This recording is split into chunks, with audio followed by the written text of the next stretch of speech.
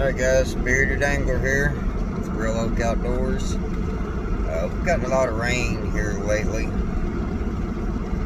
where I do my fishing at, and I've had some people ask me, after a good rain, or a couple of good day rain, where do the bass go? Well, with my experience, bass follow the water. Of course, when the water goes down, bass can't be on shore, so they will go into deeper water or in pools, where there's water. And it kind of works the same way when the water rises. When the water rises, bass go up higher, especially in the mornings and the evenings. They get up into that new vegetation and feed. Well, the bait fish do, and then of course, bass are going to follow bait fish. Any place you got bait fish, there's bass more than likely around there. So fish that new cover, overhanging branches, new bushes that are now in the water. Fish that stuff. New rocks that are in the water.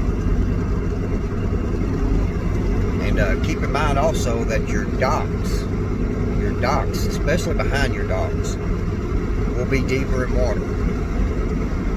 So all those are good spots to go check, and most likely there will be bass in there. I'm not saying every time, and I'm not saying every tree that's now underwater or every rock that's now underwater will have bass on it, but look around. There'll be bass on something somewhere. Usually when the water goes up, the water clouds up. So make sure you're throwing something, neutral color, dark. I particularly like black and purple, blue and black, solid black.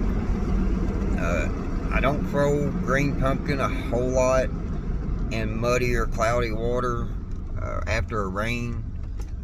It's not that it's just a bad lure or nothing, or a bad color. It's just I've not had the best experience with it. That's the only reason. I've had a lot more experience with black and blue, black and purple, purple and blue, and the colors that I throw, they're not your regular black and blue and black and purple or black and orange colors. These jigs that I have made and these skirts that I have them made with like for example, my black and orange, or my blue and orange. My blue is a much more, what's the word I'm looking for? Bright. It's not as bright as in like fluorescent, but like a more of a bolder blue. Same way with the orange. It's not like a plain orange or like a hunter's orange color or nothing like that. It is like a vibrant burnt orange color with flakes. I always have flakes added into my jigs and stuff like that, just for that added, any light that there may be under that dark cloudy water, any light will reflect off that and it will get a bass's attention. But same way with purple. My purples are not just, faded or plain purple colors. They are vibrant purple colors. That deep purple, but it's very noticeable. Big. I can set them beside a Walmart jig or a Bass Pro Shop jig or whatnot, and you can notice big time the difference. They do cost me a little more because I do have them specially made.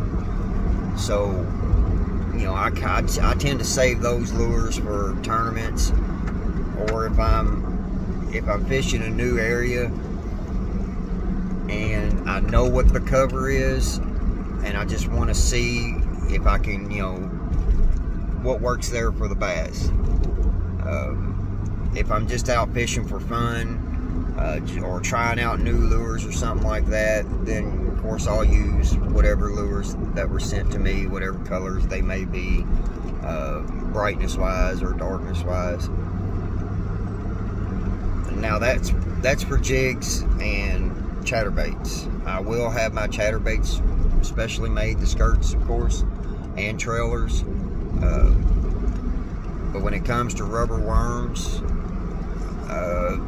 Bass Pro Shop, Academy Sports, Walmart, all of them have a good selection. I prefer the 10-inch power worm from Berkley, the ribbon tail. I've had all kinds of success with that. That's probably the one lure that I've caught the most fish on in my life. I probably caught more fish on that power worm than I have all my other lures combined. It's just everywhere I fish in my area, my region, bass really like it, and I fish it slow. Of course, unless I absolutely can't. My last video, I explained, the times that I would be fishing, a worm, not extremely fast, but faster than I normally would. But on a normal day, I'll fish that worm slow. I mean, every cast, it may take me 3, 4, 5 minutes to get it in. It just, especially in the summertime, bass are finicky. They're not moving a whole lot. They're staying deep in that cover against those rocks or against those ledges or underneath those logs or against the stumps. And they're not going to move a whole lot. So you may have to let that worm sit there. Bump it against that stump and let it sit there. Or bump it against that rock or whatnot. Or get it underneath that log and just let it sit there. The bass will watch it. They won't take off. They'll watch it. And they may watch it for a minute or two. And then you just barely give it that little twitch. And bam, they'll hit it. Kind of like fishing a Ned rig, but with a, Texas rig on the bottom. It works. I know it takes patience. And, especially when you're fishing a tournament, the last thing you want to do is be sitting on one spot, for 5-10 minutes, trying to catch one certain bass. But that one certain bass can be the game changer for you. It could be the tournament winner. It could be the big fish winner. I'm not saying you got to spend all day on that one area, but give it 5 or 10 minutes, especially during the summertime when the bass are, not as active as they are, maybe during the spring and fall. Or wintertime, even wintertime. I've seen active bass during the wintertime. Most of the time, they're not as active. But that's what I do. And after a new rain, or a day or two after the rain, the water has come up. There's a lot of opportunity there. I know a lot of guys won't fish high waters. For one, they don't want to mess up their $80,000 boats, and I don't blame them there one bit.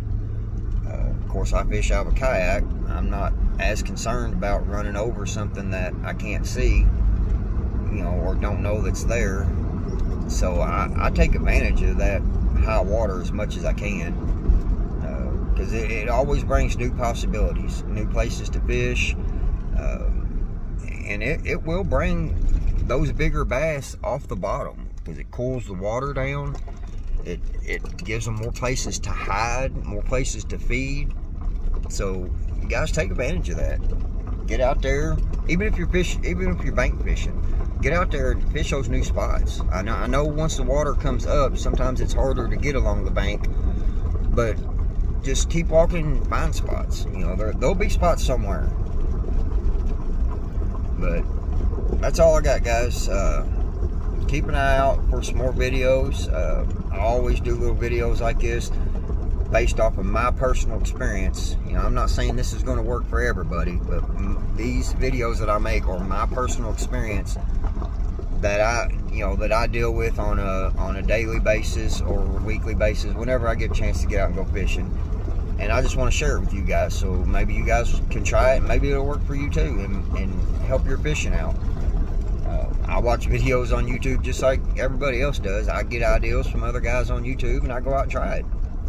I don't care how good of a fisherman you are, there's always something new to learn. Always new baits to try. Always new places to try, techniques. So just get out there and try it. I think you'll do good. Alright guys, y'all have a good one. Happy fishing. Hope y'all catch some big ones. Thank you.